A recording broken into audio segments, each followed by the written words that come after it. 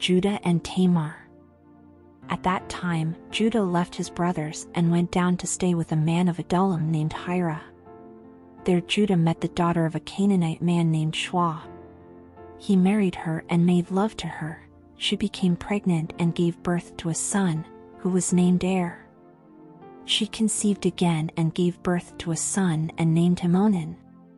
She gave birth to still another son and named him Shelah. It was at Kezib that she gave birth to him. Judah got a wife for Er, his firstborn, and her name was Tamar. But Er, Judah's firstborn, was wicked in the Lord's sight, so the Lord put him to death. Then Judah said to Onan, "Sleep with your brother's wife and fulfill your duty to her as a brother-in-law to raise up offspring for your brother." But Onan knew that the child would not be his, so whenever he slept with his brother's wife, he spilled his semen on the ground to keep from providing offspring for his brother. What he did was wicked in the Lord's sight, so the Lord put him to death also. Judah then said to his daughter-in-law Tamar, "Live as a widow in your father's household until my son Shelah grows up." For he thought, he may die too, just like his brothers. So Tamar went to live in her father's household. After a long time Judah's wife, the daughter of Shua, died. When Judah had recovered from his grief, he went up to Timnah, to the men who were shearing his sheep, and his friend Hira the Adullamite went with him. When Tamar was told, "Your father-in-law is on his way to Timnah to shear his sheep," she took off her widow's clothes, covered herself with a veil to disguise herself, and then sat down at the entrance to Enaim, which is on the road to Timnah. For she saw that, though Shelah had now grown up, she had not been given to him as his wife. When Judah saw her, he thought she was a prostitute, for she had covered her face.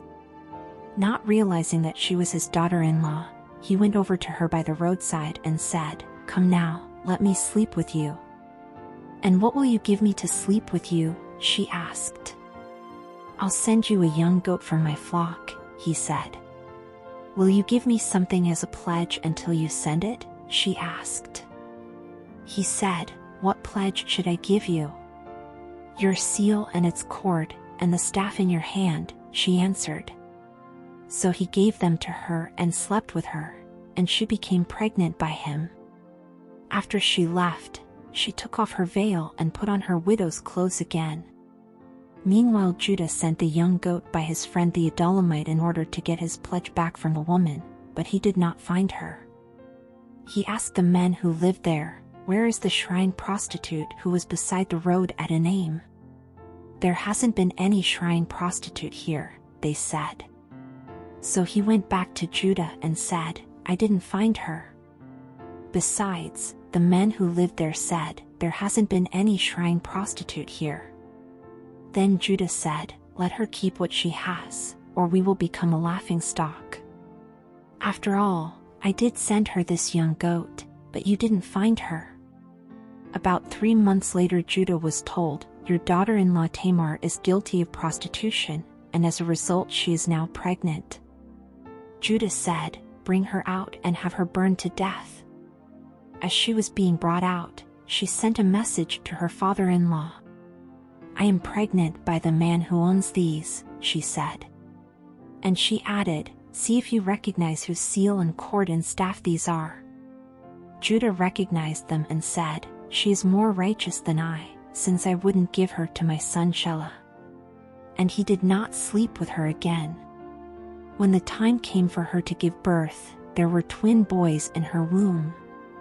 As she was giving birth, one of them put out his hand, so the midwife took a scarlet thread and tied it on his wrist and said, "This one came out first."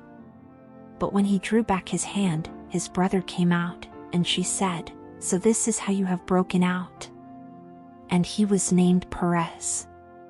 Then his brother, who had the scarlet thread on his wrist, came out. And he was named Zerah.